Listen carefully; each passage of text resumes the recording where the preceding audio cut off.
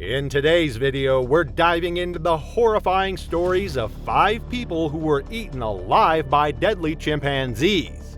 From a well-meaning intern who was jumped by primates to a domestic worker bleeding out from a brutal attack. But first, we begin in Rwanda, where a chimpanzee takes advantage of a student's ignorant mistake. It was June 2nd, 2016, the Rwandan sun casting long shadows across the Nyungwe forest as it crept over the hills surrounding the primate sanctuary. Tyson Blaine, a 23-year-old wildlife biology student from Iowa, moved quietly through the facility's yard, 2 metal buckets clanging softly in his hands. And from somewhere within the enclosure, a faint creak of metal went unnoticed beneath the calls of waking primates. Tyson had arrived in Rwanda 6 weeks earlier, full of the enthusiasm that comes with a first real conservation assignment. His Iowa upbringing gave him a deep respect for animals, but nothing prepared him for working with chimpanzees. He often worked beyond his shifts and connected easily with younger chimps, earning praise from the staff. But that eagerness came with a risk. Tyson started treating safety protocols like suggestions instead of strict rules. His supervisors warned him repeatedly, "These animals aren't lab rats. They'll test your memory, patience, and every routine you follow."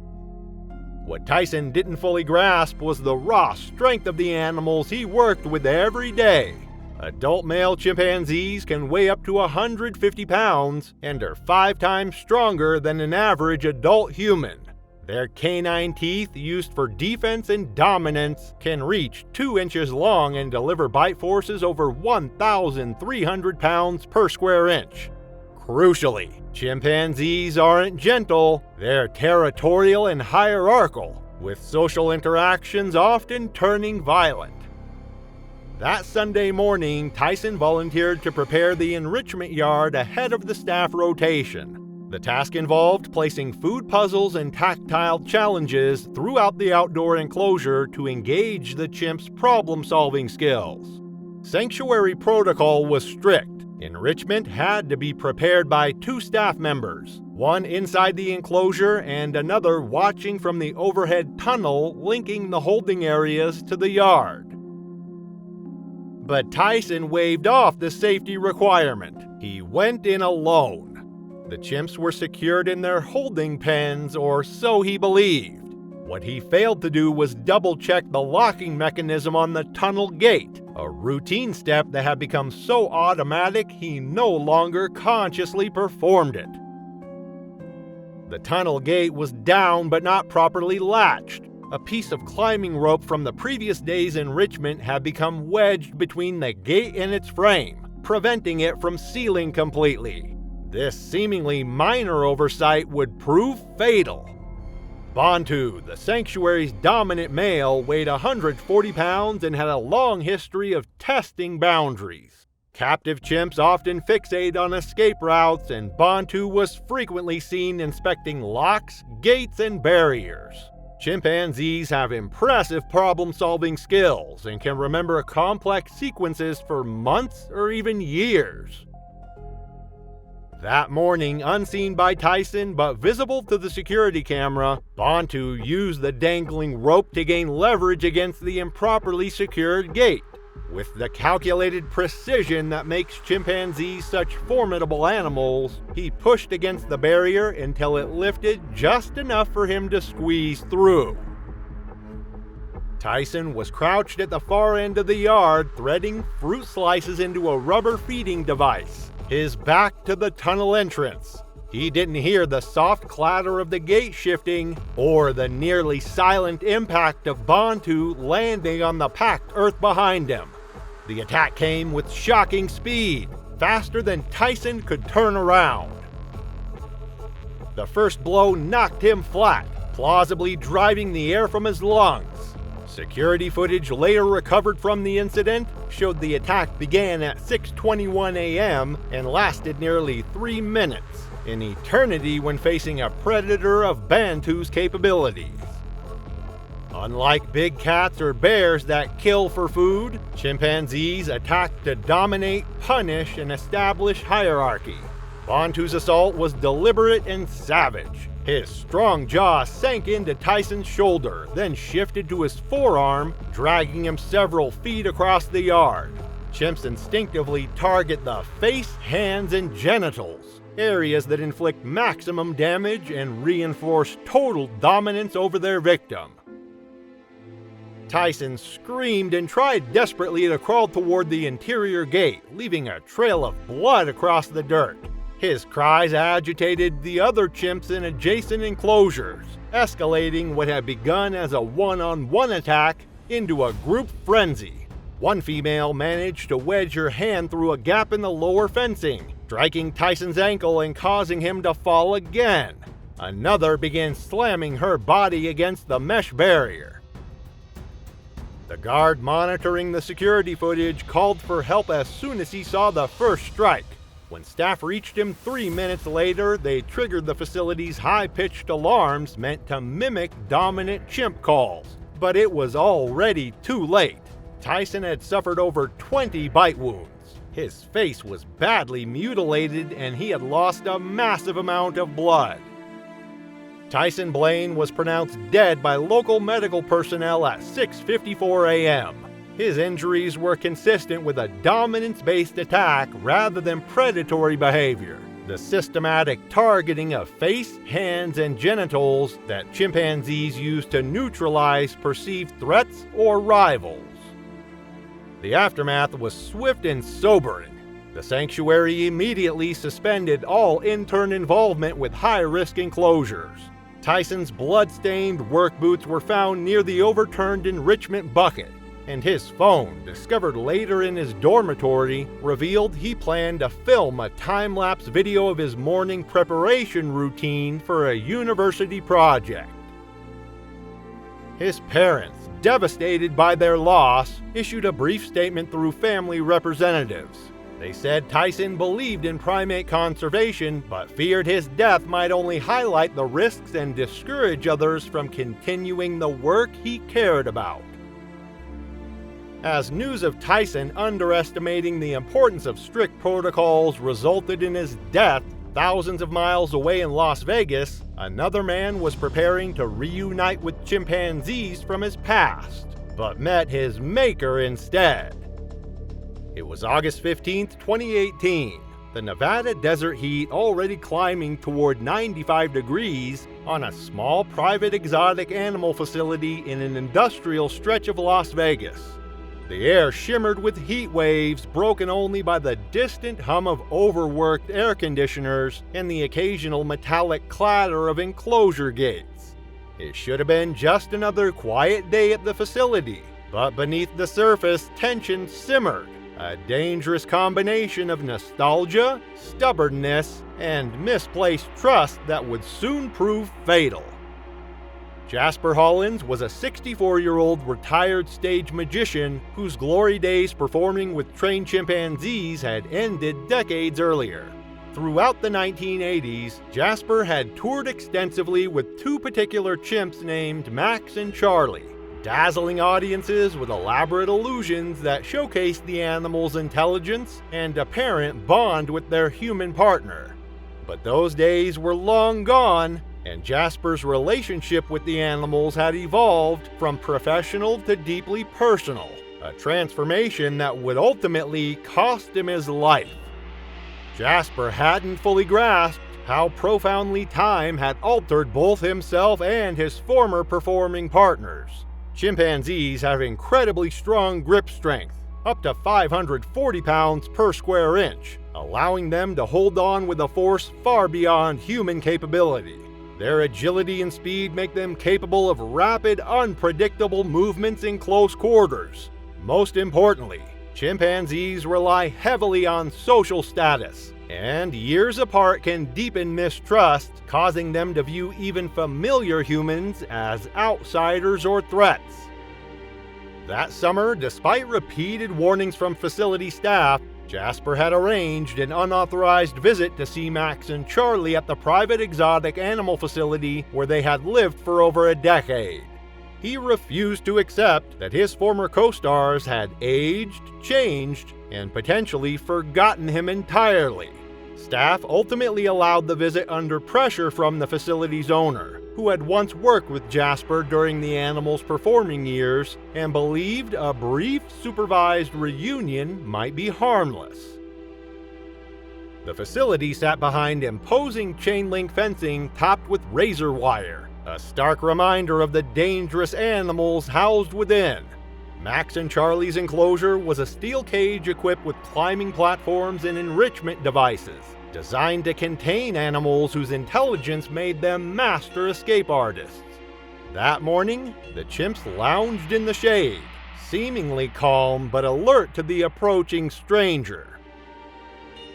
Jasper crouched low beside the enclosure bars, calling out to Max and Charlie by name in the same theatrical voice he had used during their performances decades earlier. He clapped his hands and gestured in ways he remembered from their old routines, believing these familiar cues would rekindle their bond.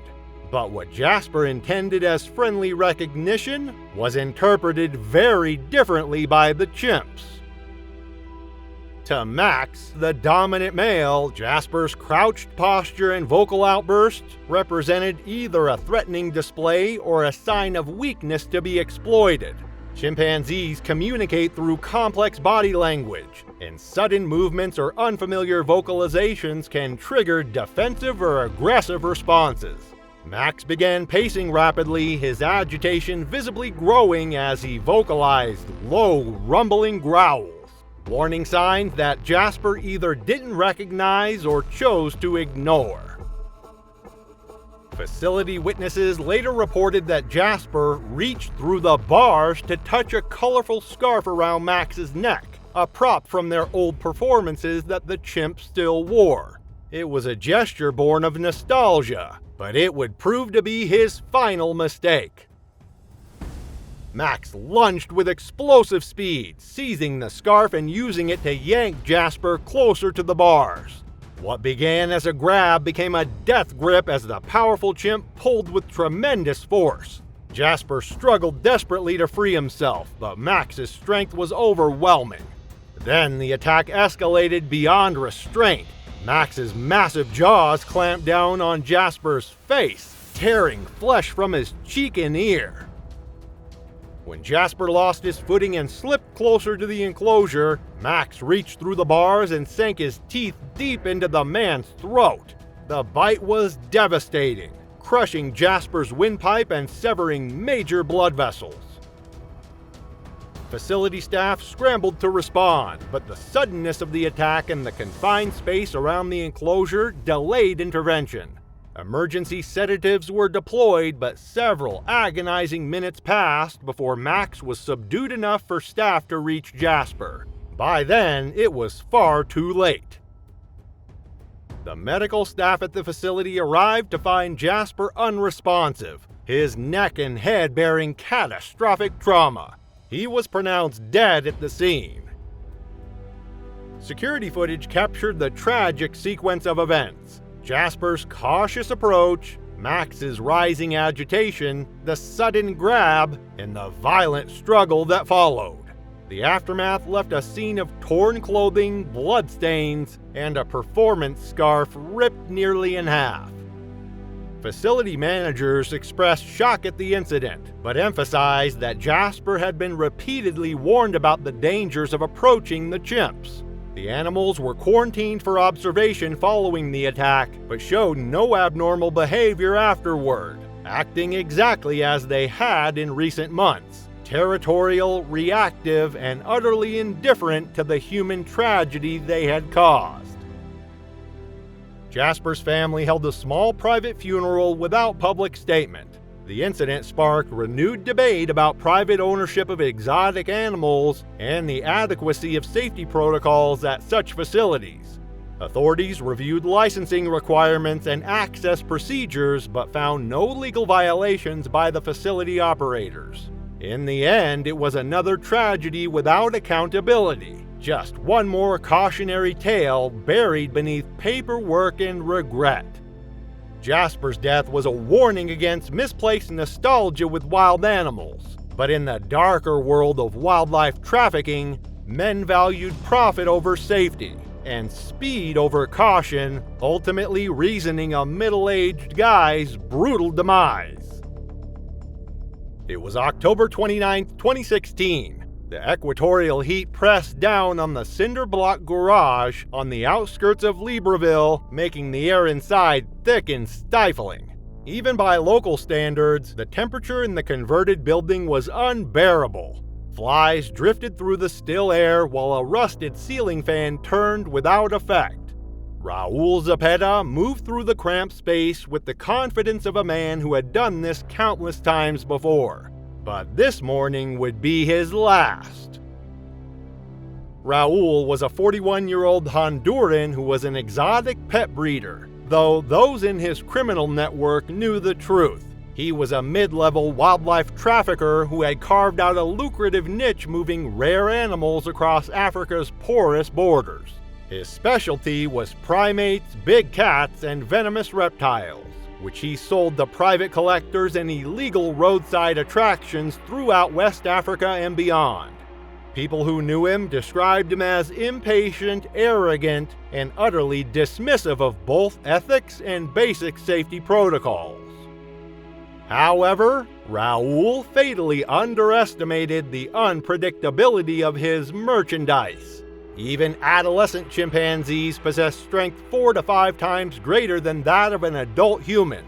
Their canine teeth, which erupt during adolescence, can grow up to 2 inches long and deliver devastating puncture wounds. Most critically, chimpanzees under extreme stress, such as those torn from their families and confined in cramped, unfamiliar spaces, become highly volatile and dangerous. The adolescent male chimp in Raul's garage had been captured weeks earlier, likely after poachers killed his mother for bushmeat. The animal had already demonstrated his volatile nature by biting a handler in the leg and destroying 2 transport latches. But Raul dismissed these warning signs, viewing the chimp as just another piece of inventory to be processed and shipped. That morning, Raul was rushing to prepare a shipment bound for Lagos, eager to meet a buyer who was paying in cash. Time was everything in the trafficking business, and safety protocols like proper sedation or protective gear were steps he often skipped. One of his helpers stood nearby watching as Raul drew up a dose of leftover tranquilizer from an earlier shipment, ignoring both the expiration date and the dosage needed for the chimp's size. The helper said nothing. It wasn't the first time Raul had cut corners. The holding facility was a dim makeshift garage, hot, cramped, and cluttered with stacked cages, burlap sacks, and scattered plastic bins. The helper stood just a few feet away as the crate containing the chimp rocked slightly. Raul glanced at it and, seeing the animal's half-lidded eyes and sluggish movement, assumed the sedative had worked. But the helper noticed the signs Raul didn't. The twitching fingers, the grinding teeth, the low, unsettled grunts. The chimp wasn't asleep. The helper didn't speak up. Raul had dismissed concerns before, snapping that delays cost him buyers. In that world, questioning the boss could mean losing your cut. When Raul asked for the restraint harness, the helper handed it to him, both of them noticing too late that it was missing a buckle. Raul muttered a curse and decided to go ahead anyway, waving off any hesitation. The helper saw him pull open the gate, reaching in without a second thought. The moment Raul unlocked the crate door, the chimp exploded into action with shocking speed. His powerful fingers latched onto Raul's forearm, yanking the trafficker off balance with tremendous force. Raul crashed backward onto the concrete floor, and the fully alert and panicked chimp climbed onto his chest. The attack was swift and brutal. The chimp pounded Raul's head with curled fists while simultaneously sinking his teeth deep into his shoulder. The helper said Raoul's screams echoed through the garage, but he stood frozen, too shocked and afraid to intervene.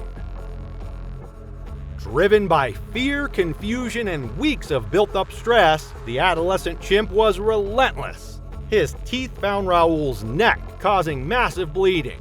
Repeated blows fractured his left orbital socket, and his struggles weakened with every second. Then his body went still after 3 seconds. After Raoul went silent, the helper finally snapped out of it and called for backup, and returned with tranquilizer darts. He found the transport crate overturned, blood smeared across the floor and pooled near the far wall. Raoul's body lay crumpled in the corner, face torn beyond recognition and neck soaked in blood. The chimp paced erratically, and it took 3 darts to finally subdue him. Local authorities were reluctant to investigate thoroughly. The facility operated in a legal gray area on leased land with multiple layers of plausible deniability built into its structure. Eventually, Gabonese wildlife officials confiscated the surviving animals and placed them in quarantine. The adolescent chimp was transferred to a rehabilitation center near Frankville. Raoul's remains were quietly repatriated to Honduras, where his family in San Pedro Sula held a small private funeral without media attention. Within wildlife trafficking networks across Africa, Raoul's death caused considerable concern, not out of sympathy for the man, but out of recognition that it highlighted a dangerous truth many had long ignored. Primates, even young ones, are not predictable cargo. As authorities probed Raoul's death and his trafficking ring, the illegal animal trade still thrived in Africa. And in Nigeria's capital, a domestic worker was about to learn just how deadly living near illegally kept chimpanzees could be. It was March 12, 2018, the early sun casting long shadows across the lawns of a private villa on the outskirts of Abuja. Oluremi Ajayi moved quietly through the villa's grounds, her footsteps barely audible on the stone pathway she had walked countless times before. The compound exuded wealth and serenity, but beneath the surface calm lurked a danger that would soon claim an innocent life. At 52, Oluremi was the household's most trusted domestic worker, known throughout the compound for her quiet diligence and unwavering sense of duty. For nearly a decade, she'd maintained the sprawling estate with meticulous care, taking special responsibility for the children's play areas and ensuring every corner of the property remained safe and pristine. What made Oluremi's position particularly precarious was the presence of the family patriarch's prized possession, a fully grown male chimpanzee acquired through the shadowy networks that supplied Nigeria's wealthy elite. Oluremi was acutely aware of its volatile nature, especially during the owner's frequent extended business trips when the chimp grew increasingly agitated in its confinement.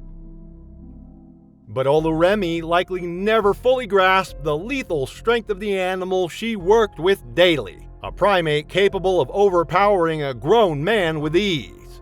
Their arms are long and muscular, capable of delivering blows strong enough to shatter bone or dislocate joints. Even more concerning, chimpanzees raised in isolation, especially males, often experience abnormal psychological development. Denied proper socialization, they misread human cues and respond to stress with sudden explosive violence. That morning, as Oluremi made her routine inspection of the grounds, she noticed something that was concerning. The chimpanzee's cage door was swinging open on its hinges. Through the security footage in the villa, Oluremi was seen immediately running into action. She knew children would soon be playing there and acted quickly to prevent a potential tragedy. What Oluremi didn't know was that the chimp had actually escaped the previous night through an improperly secured latch. He had spent hours wandering the property in growing agitation, his stress levels elevated by the unfamiliar freedom and the absence of his usual routine. By morning, he was a powder keg of pent-up energy and territorial aggression. Without alerting anyone else, perhaps a decision born to handle the situation quietly and efficiently, Oluremi retrieved a banana from the kitchen and approached the area where she believed the chimp might be hiding. The villa's garden was a maze of lush tropical vegetation that provided perfect cover for a predator lying in wait. The recording of the footage captured Oluremi calling out softly, her voice gentle but firm as she held the banana aloft, hoping to lure the animal back to its enclosure. Her approach was born of kindness and concern for the family's safety, but it would prove to be deadly. The chimpanzee, concealed in the shadows near the garden's edge, sprang into violence. He tackled Oluremi before she could react, his powerful jaws clamping down on her forearm with bone-crushing force. The banana dropped as Oluremi screamed, but the estate remained silent. Half of the staff had left early that morning with the owner for a business trip. The attack escalated with terrifying swiftness. The chimp struck Oluremi repeatedly with his massive fists. His teeth found her face and abdomen, tearing through flesh. Oluremi struggled desperately to shield herself, but without training or assistance, she was completely overwhelmed by the animal's superior strength and relentless aggression. The assault continued for several agonizing minutes before security guards, finally alerted by the distant sounds of struggle, arrived at the scene. What they found was a scene of carnage. Oluremi lay unconscious and bleeding heavily from multiple wounds, her body bearing the unmistakable marks of a chimpanzee attack. Despite immediate first aid and rapid transport to a nearby hospital using the owner's car, Oluremi succumbed to internal bleeding and traumatic shock in the emergency room. She died as a victim of circumstances beyond her control. The chimpanzee was restrained and secured back in its enclosure, showing no signs of abnormal behavior afterward. To him, the attack had been a natural response to perceived territorial intrusion. He had simply acted according to his instincts when presented with what he viewed as a threat or rival. The investigation revealed that the cage door's latch had been improperly secured the night before, a seemingly minor oversight that had created the opportunity for tragedy. The villa's owner faced intense legal scrutiny over his illegal possession of the animal and the inadequate safety measures that had allowed the escape to occur. Oluremi's death sent shockwaves through Abuha's domestic worker community and highlighted the hidden dangers faced by those employed in households with exotic animals. Her family mourned quietly, while local authorities struggled to address the broader issue of wealthy Nigerians keeping dangerous wildlife as status symbols. But in a city where image often outweighed accountability, few believed meaningful change would follow. Oluremi's death revealed the brutal cost of the illegal pet trade. But deeper in Central Africa, relentless development brought a worker into a violent confrontation with wild chimpanzees fiercely defending their vanishing territory. It was October 12, 2017, and mist clung to the canopy as generators droned and machinery thudded through the Nguni forest. The construction site cut a raw gash through the wilderness, mud, fumes, and splintered trees stretching outward. To most, it was just another project pushing deeper into vanishing forest. But beyond the clearing, watchful eyes studied the intruders, waiting for a mistake that would turn deadly. Maurice Donnelly stood at the edge of the devastation, surveying the morning's progress. At 38, the Amarillo, Texas native had spent 6 years moving from one development zone to another across Central and West Africa, building his reputation as a supervisor who got results regardless of obstacles.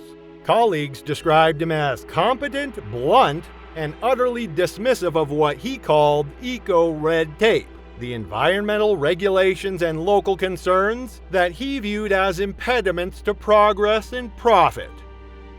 Over the previous week, local workers and an NGO monitor had repeatedly reported sightings of a chimpanzee troop appearing along the forest edge, displaced by the destruction of their traditional territory.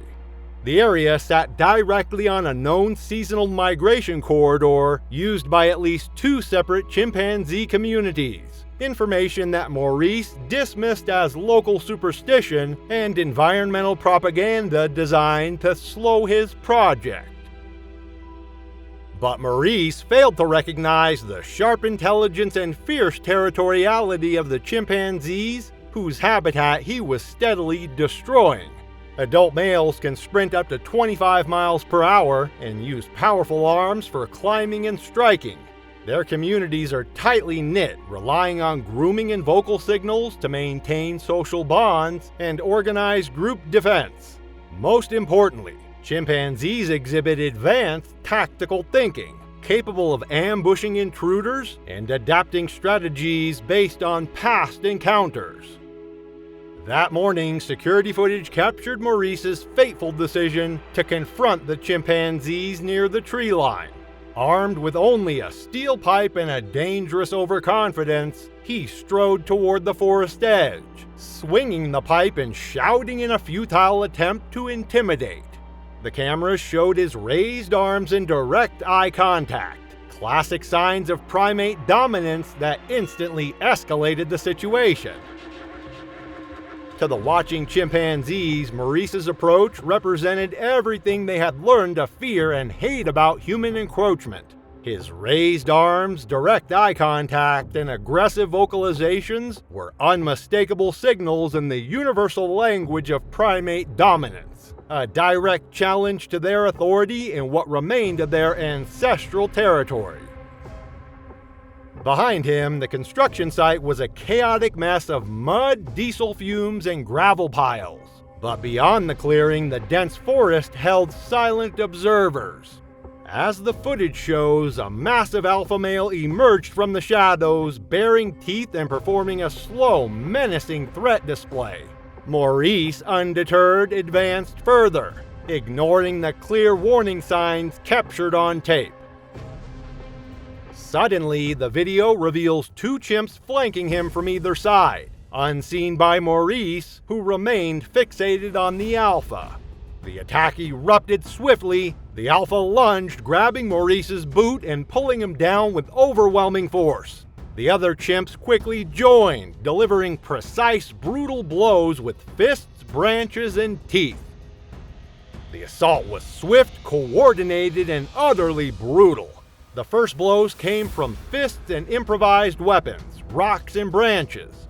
Then came the teeth. Maurice's forearm was shredded as he raised it desperately to protect his face, but the chimps were relentless. A lower canine cracked his cheekbone, while other members of the troop tore into his legs and abdomen. The audio on the footage recorded grunts, snapping branches, and Maurice's desperate cries, which ceased in minutes.